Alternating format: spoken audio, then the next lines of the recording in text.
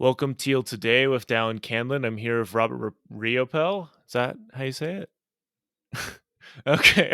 I wasn't Yep, sure you got it. there, I love it. but he is a past Domino's franchise owner, speaker, transformation coach, author. Really excited to have him on. Thanks for coming, Robert. I'm glad to be here, and I know we're going to be able to have some fun Yeah, and that's learn always the together. hope, right? So let's just kind of dive into your story. What kind of helped you in your earlier years? Were there any moments that really helped you to get to where you are now that you still look back on? Is like, that's a moment that helps me remember the now and appreciate the now. Yeah, you and I were talking just before the recording, and you hit on one really big. Is when I was a Domino's pizza delivery driver, and I didn't look at it as hindsight being 2020. I see the gift I got that put me into that position, but back then I wasn't looking at it. Here I am, 21. I'm a fairly still a newlywed. My wife and I we got married at 19, and I was raised that you do whatever you need to do to support your family, and you find a job, you stay loyal, you work hard for them. Well, at 21, I'm being laid off from my third major job, and I'm really frustrated. Like, okay, what the crap? This is, I'm working hard, I'm staying loyal, and when in our economy back then, there was no real work because we were in the middle of an oil bust, and I did my best to go and find that real job, but because I couldn't find one, I knew I had to do something until I found that real job, and I ended up starting delivering pizzas for Domino's Pizza.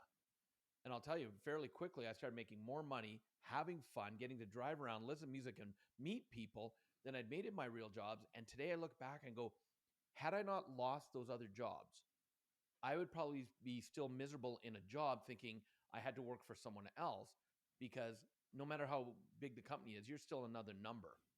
And if you want to have any kind of control of your own life, you have to take control of that.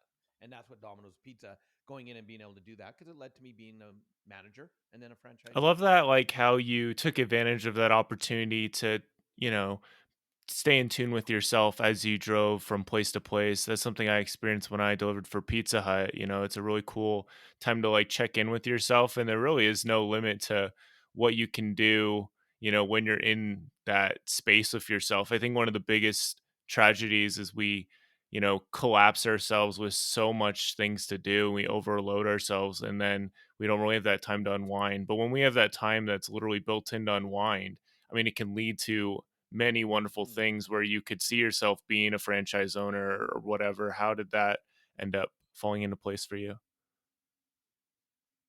Well, in reality, it was all by sheer coincidence and a number of things going wrong. I'm a big believer, and you've probably heard this saying, Dallin, that everything happens for a reason. I'm a big believer in that, but what most people don't realize is that's only half the saying. The full saying is everything happens for a reason. That reason's there to serve me, which then puts you into a curiosity mode. So as a delivery driver, also my franchisee sold a store and bought two more in exchange, and I wanted something more permanent because I didn't see myself being a driver all the way along. And I said, look, I want to make more money, more permanent. Do you need a manager? You now have two stores.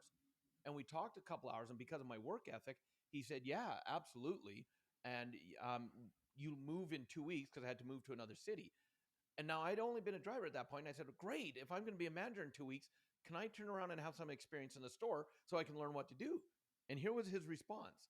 Oh, you'll have plenty of time to learn when you get there. And so talk about being thrown in the deep end. And probably the smartest move I ever made is very quickly my wife became my assistant manager. And we started doing that hard work that we were trained to do. We started working open to close 7 days a week because we had some dreams that we now want to go for.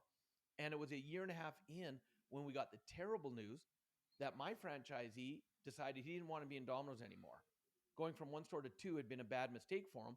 So he wanted out. So he's going to sell his two stores. I went into panic mode because we had watched enough stores around us get sold. We knew the managers were let go right away because the new owners wanted to come in with their own team.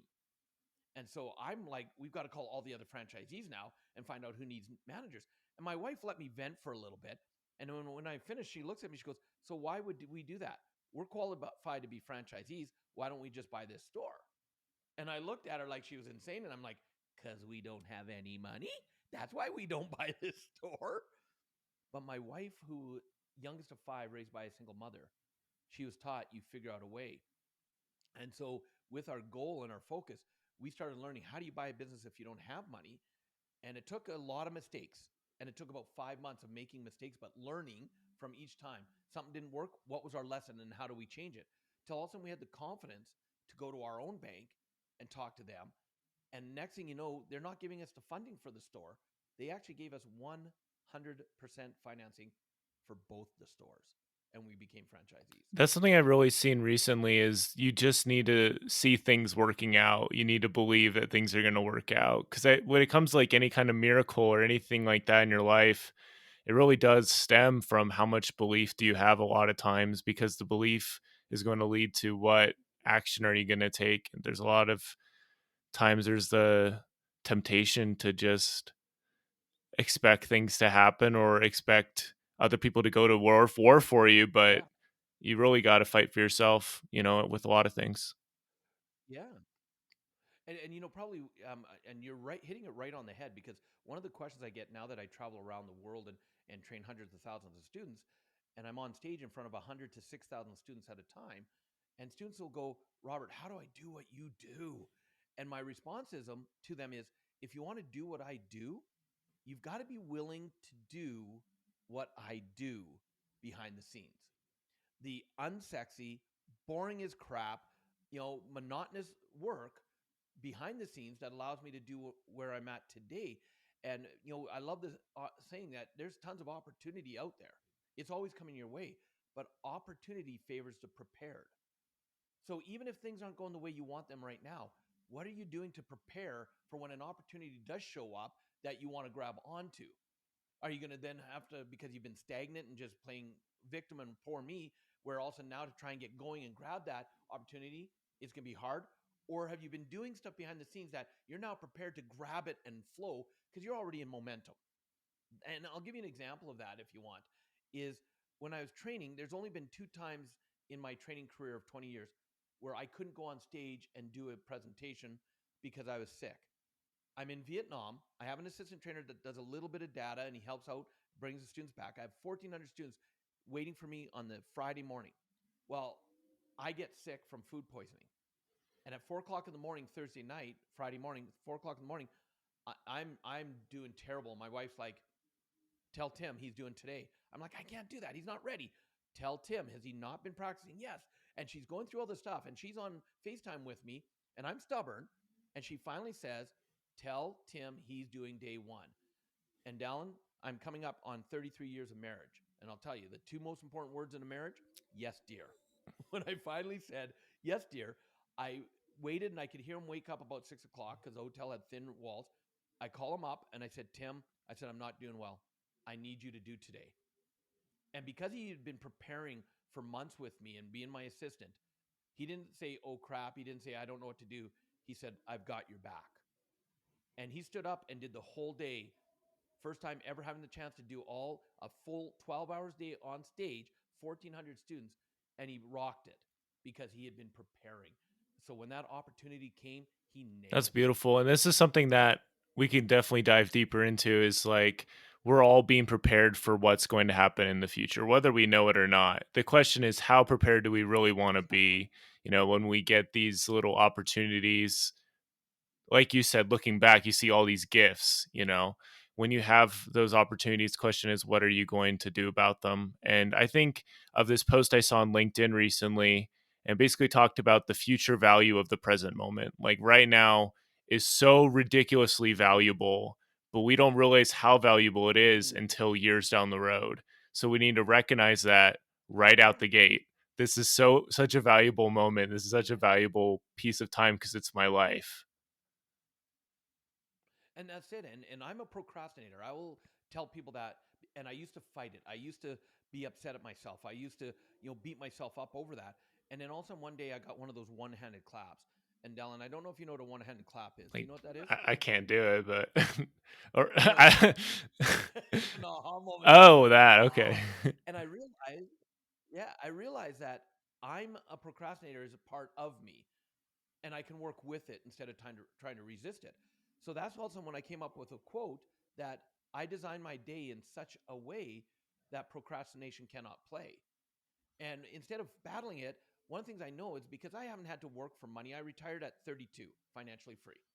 So I haven't had to work for money for 20 plus years now. And so if I have a chance to sleep in, what do you think I'm going to do? I'm going to sleep in.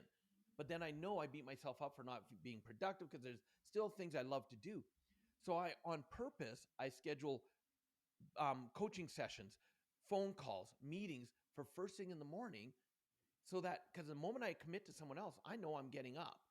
And the moment I'm up, my day's off and rocking. So I utilize knowing who I am. I'm very deep on making sure I'm always introspecting. And then because of what you said, how valuable today is, this present moment is, the stuff I'm doing today, I know that months and years down the road how it's going to be a benefit, or if I just waste it, it's going to hold me Gotcha. back. So the one-handed clap is kind of more or less the aha moment, like, oh, okay. For all the audio people who aren't quite sure what happened there, that's what that was. But yeah, I think that's extremely powerful, and the importance of having clarity of what's important right now. What's important now. That's a really cool acronym for win.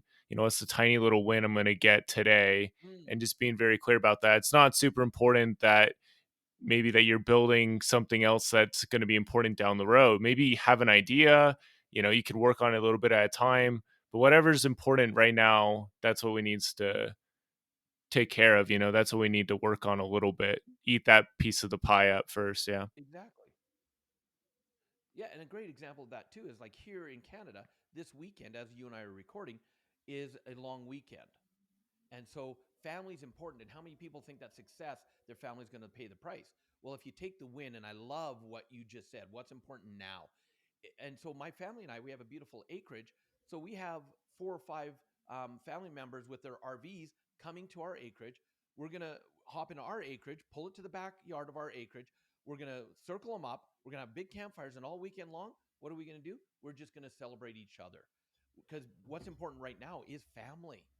And so you don't know when family's going to be gone. You don't know when things change. So we make that an important part. That is actually something that's very, very important to my wife and I is the time we spend with family. So we make it a win right away. And that's what allows us to have great family relations for years to come. Yeah, I don't think we really realize how powerful like those traditions, those built-in things are.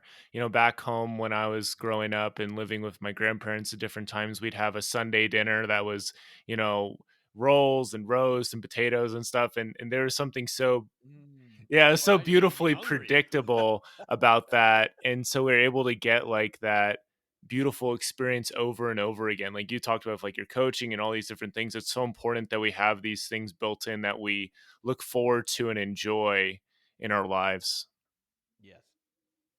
Yep, absolutely. And so I'm going to utilize that win, acronym because I love acronyms. So I hope you don't mind that I I use love that. acronyms so much, like, I listened to one of the episodes you did, I think it was on JLD's podcast, and I had him on a while ago about, like, how, the guru or it's not really an acronym, but it's like GURU, like like appreciating who Yeah, you are, your value, because we are an expert when it comes to ourselves, and the real key now is to take what we know and turning that into something that is beneficial for other people too, and help them with their difficulties. absolutely.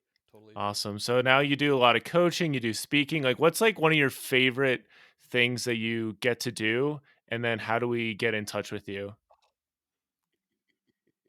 Well, with BC before COVID, I would fly on average 200,000 miles a year around the world doing live trainings. And it still takes 6 months a year off at home because time off is very important to me. But now that the world has changed, I'm sitting in my office right now with a beautiful attached to my office is a 1,500 square foot training center. So I'm loving that my students are going to be able to start coming to me. But live events, nothing will replace that. Coming up in September, I get to travel back to India, which was my last trip when I March 10th, 2020. I was coming back from India from doing a 3-day training when the world changed. And now my first real trip back out will be back to India to do another different 3-day powerful training. So I'm looking forward to that. So being able to be in front of audiences and really impact, that's what is my passion. That's what I love to do. And I love, you're right, I love coaching people, like helping them. And I'm in my give back phase right now. So one of the things I love doing as an example, you took your valuable time. And I believe our time is one of our most precious commodities. And you took your valuable time to take and interview me, and I so appreciate that. And your audience, them taking their valuable time to listen, that I appreciate to another level. So as a gift to stay in contact with me, my first book I wrote, which is an international bestseller, Success Left a Clue. If they go to robertriopel.com, just my name, robertriopel.com, they're actually going to be able to download the entire digital copy as your and my gift to them for listening to this podcast. But I will say, Dallin, it comes with a caveat. I didn't write the book for people to download it, then put it on the shelf and make it shelf help. That's not why I did it. Life is about taking action. And so I actually wrote it as a workbook where there's action steps all the way through it. And so I even say things like, hey, did you do the last action? If not, stop reading right now. Go back, do the action before you continue, because I know people are creatures of habit. So I'm going to invite your audience to do that as a way of staying in touch with me. And if they do that as well, they're going to be able to book in a 20-minute one-on-one strategy call with me personally, no one else, where I don't do any selling. They fill out a questionnaire in advance. I get on the call, and in 20 minutes, I give them strategies to overcome what maybe is holding them back right now, or how to take the next step. And I'd love to give that as a gift to your Awesome, audience. awesome. Yeah, I've dove a little bit into your book right now. I'll be honest, there's some things in my life that are kind of in the shelf help category. Like I need to narrow it down, like what is the most important thing to do right now, but definitely is a valuable read. You can tell from what I've read of it so far, there's a very authentic voice, and that's what we need right now. We need an authentic voice to kind of lead us and help us out. Like, and that's like our internal conscience. That's it's friends, that's family. So you definitely have that in there. And I'm excited to look more into that and have links to that in the show notes. Excellent. Yeah, and look, book at a time with me, Dallin. I will help you move forward as well, because in 20 minutes, I've actually helped people create seven-figure businesses. Just because from my experience, I see things, and all of a sudden, when you answer the questionnaire, and I can dive in, and in 20 minutes, you'll be blown away by the insights and the That's information that you beautiful. get. Yeah, that sounds really good. And especially like, if you can make one person's day just a tiny bit better or make one of those things a little bit better, it's going to compound over the years. So that's awesome. You're giving that away to people, and I'd highly recommend for others to give that a look. So Excellent. Well, again, thank you for having me on your show. no, it's been It's been good. We'll great. have to have you on again. Thank you so much, Robert. Take care. All right.